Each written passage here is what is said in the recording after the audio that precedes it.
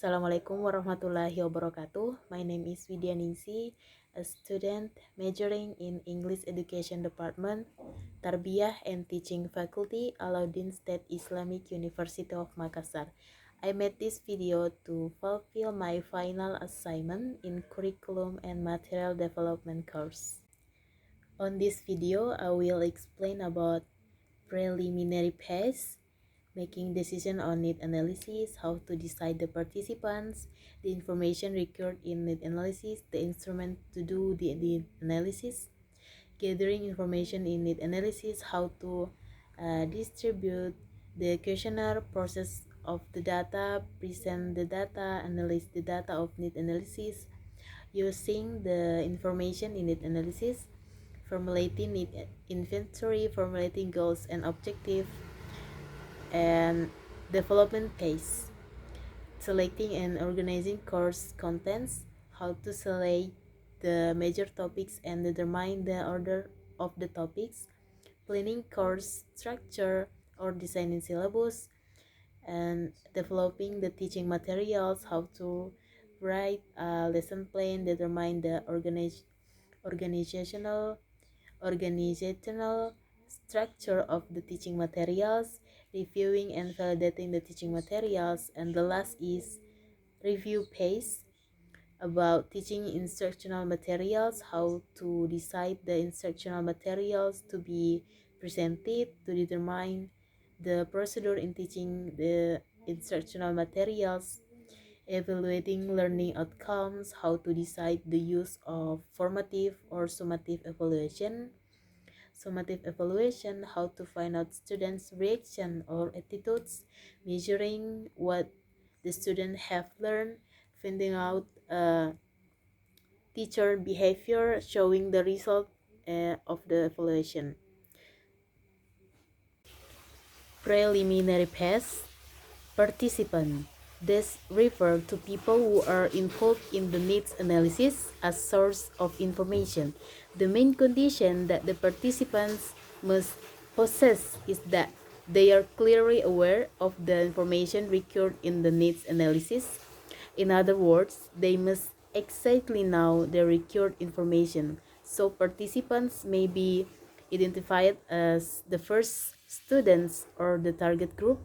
The target group refers to a group of people who are studying and already study a particular course. The second is English lecturer or the audience.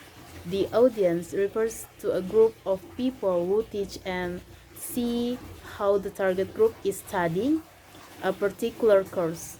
The third is graduates or stakeholders or the source group. Linguistic needs. These needs refer to gathering information associated with types of language components, function, as well as topics which are necessary to be available in the syllabus design. The needs are found out through the identification of the students, learning ability and learning priority. Learning ability gives information about the students' entry level in the language areas such as in vocabulary, pronunciation, and grammar. This information can be used to decide which language component needs more attention in the syllabus design. Besides this, learning priority provides information about the most preferred materials in syllabus design. This information is very useful to decide the most appropriate topics for the students to learn. Learning needs. The information gathered from learning needs can be used to determine the most appropriate methodology or selection of learning texts and activities in the syllabus design. Learning needs can be identified by analyzing the students' learning problem and learning attitudes.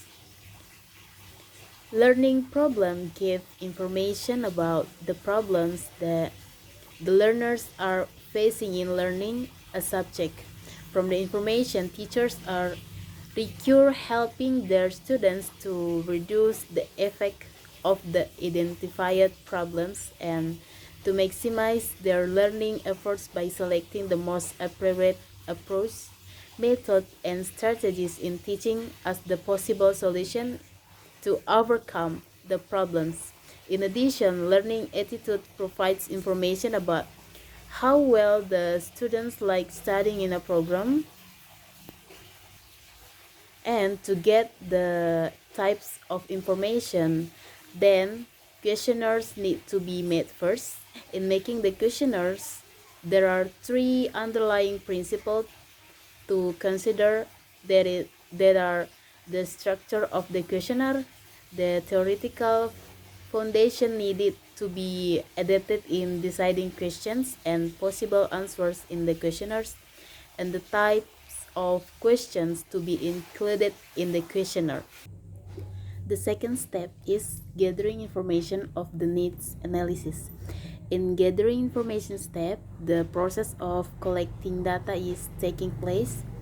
There are at least two important things to do, that are distributing the questionnaire to the participants of a need analysis, and processing the data derived from the questionnaire, and another required instrument for data collection to be listed on a need inventory. As stated earlier, the readers used the needs analysis questionnaires containing questions. The questions are intended by introductory questions and adapted questions from Rosette types of questions that are linguistic and learning needs used for assessing whole needs of the target group. The categories of question are: the first is introduction, or personal information and uh, perception on the need of speaking course availability, for example. And the second is linguistic needs or abilities. The third is learning needs or problems. The data gathered from the introductory question are used for showing the participant situation. There are gender and age, and perception on the importance of, for example, speaking course. In addition, types of information are analyzed into three categories, identified as the proficiency level, the importance level, as well as the frequency level. To calculate frequency, the number of respondents is multiplied with its course and then divided by the number of respondents in all categories. On the other hand, the mean was calculated by multiplying the score category with frequency, adding up all the scores, and dividing by the population. The formula for calculating the mean from a frequency table is this.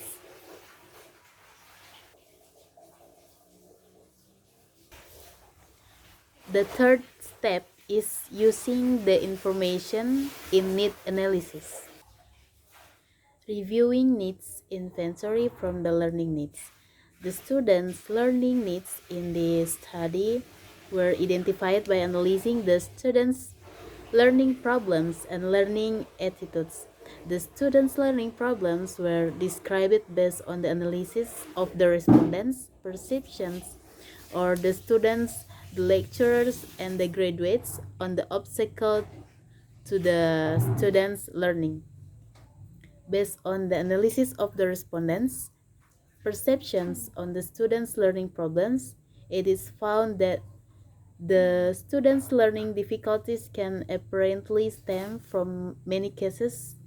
This include: the first is the psychological problems, such as feeling shy speaking English, for example, being afraid of making mistakes, being afraid of being criticized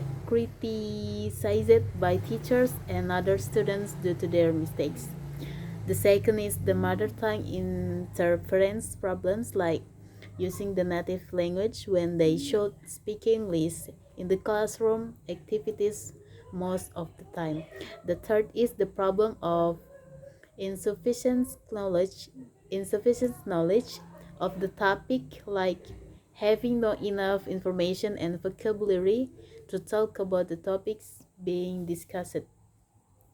And the last is the problem of limited linguistic resource, that is lack of vocabulary, pronunciation, and grammar, which cause the student unable to speak English effectively. After acknowledging the students' learning problems, the lecturer can start addressing to choose the most appropriate teaching methods to help the students learn and to minimize the effect of the learning problems to their learning success in speaking subject. For example, determining the aims and objective of the syllabus. The results of the data gathered through questionnaires and interview have been analyzed and put in the table to be clarified quality, quali, qualitatively.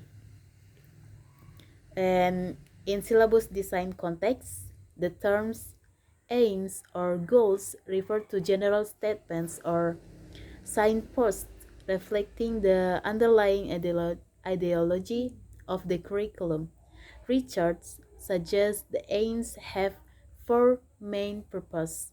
The first is to provide a reason for the program, to provide guidelines for the teachers and learners, to provide a focus for learning, and the last is to describe important and realizable change in learning or in a student. Development phase. First is selecting syllabus content. In this section, the selection of syllabus content is conducted by selecting the major topics and determines the order in which the topic will be presented in the classroom. Needs analysis and consultation with teachers have been carried out to obtain an initial list of course topics.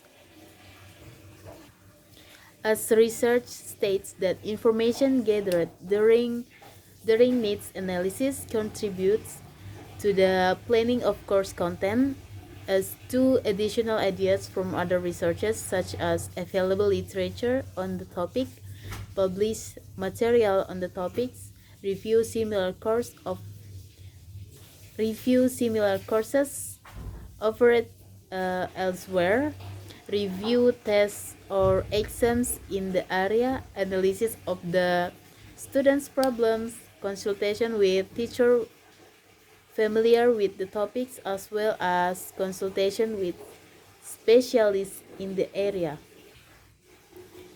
The second step is developing instructional materials. Lesson plans.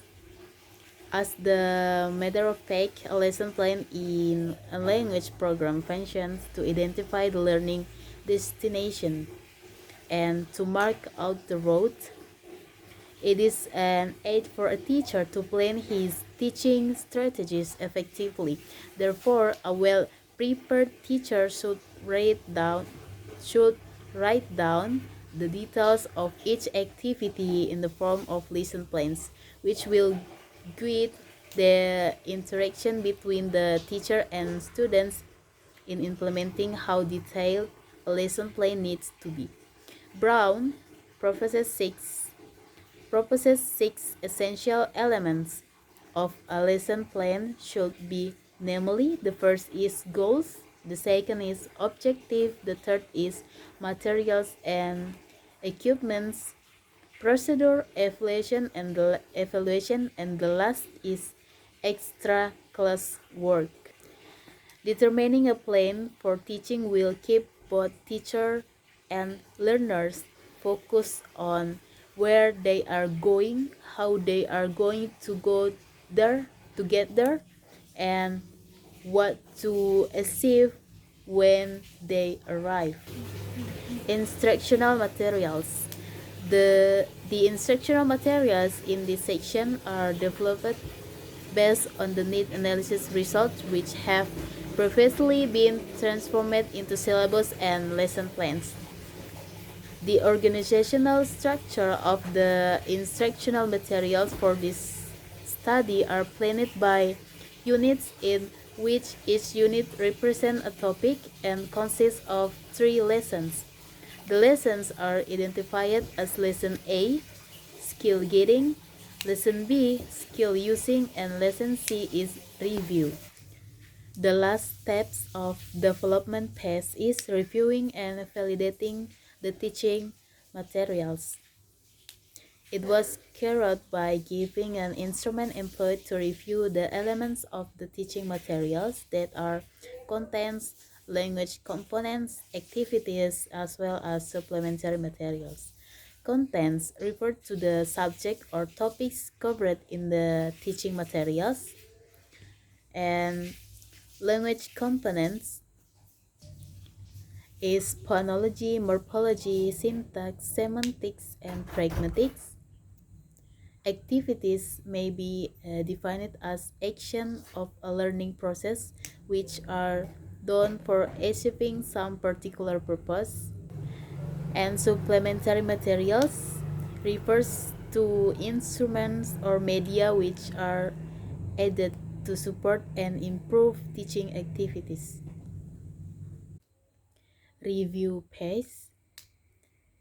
The first step is teaching instructional materials refers to an activity conducted by a teacher to facilitate the learning of a language, to inform learners about the language, to provide experience of the language in use, and to help the learners to discover the language for themselves. Teaching the instructional materials is aimed at examining the effect of the instructional materials on increasing the target student skills in language. To find out the effect of teaching the instructional materials, this design uses a summative evaluation. The second step is evaluating learning outcomes. Summative evaluation is used for evaluating the effect of teaching of the course contents in the target groups as the result of implementing the syllabus design and the instructional materials. Summative evaluation refers to checking of what has been learned at a specific point in the time that are at the end of a unit. Of course, it is based on cumulative learning experience, tests for achievement, and mastery of specific performance objective. The evaluation procedures are adapted from Kirkpatrick. There are 4 level models. The first is reactions. Level 1 is reactions. The first level of evaluation was conducted by assessing 15 students' reaction or attitudes after learning with the teaching materials. The instruments used in this level were questionnaires with Likert scale and open questions. The students were required to fill in the given questionnaires by selecting one of 7 optional categories that are first, or 1, strongly disagree, 2, disagree, 3, slightly disagree, 4, neutral, 5, slightly agree, and 6, agree, and the last is 7, strongly agree. After that, the students are required to provide their answers on 5 questions which have something to do with their option in the questionnaires have given questionnaires contain a variety of questions to find out the students' reaction toward their learning experience and to evaluate the content, the language focus, the activities, the supplementary materials, as well as the illustration of the selected teaching materials after being implemented in the classroom. Level 2 is learning. After identifying the student's attitude toward the implementation of the teaching materials in the classroom, the second evaluation type is to measure what the students have learned from the presented materials by comparing their performance before and after receiving the instruction. Giving tests is considered to be very effective to demonstrate that learning has occurred as a result of the instruction. Level 3 is behavior. This type of evaluation requires the English teachers to be involved in determining that the students really can use all they have learned from the given teaching materials. This level use questionnaires given to uh, the number English lecturer who are teaching English course. The main purpose of giving the questionnaire to them is to review the advantage of implementing the instructional materials. The questionnaires use Likert scale containing a series question to assess several aspects of the materials such as the content, the language focus, the activities, the supplementary materials. To evaluate those things, the English lecturers are required to fill in the given questionnaires by selecting one of 7 optional categories that are 1. Strongly disagree, 2. Disagree, 3. Slightly disagree, 4. Neutral, 5. Slightly agree, 6. Agree, and 7. Strongly agree. Level 4 is results.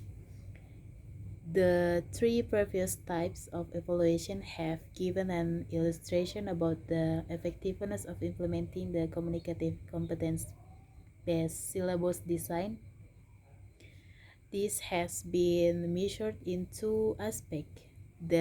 First is the effect of the instructional design on the progress of the student's communicative competence by using the information gathered from the student's response, as well as the pre-test and the post-test results. The second is the effect of the instructional design on the progress of the student's communicative competence by using the information gathered from lecturers' perceptions towards in the students' performance after teaching them with the developed teaching materials.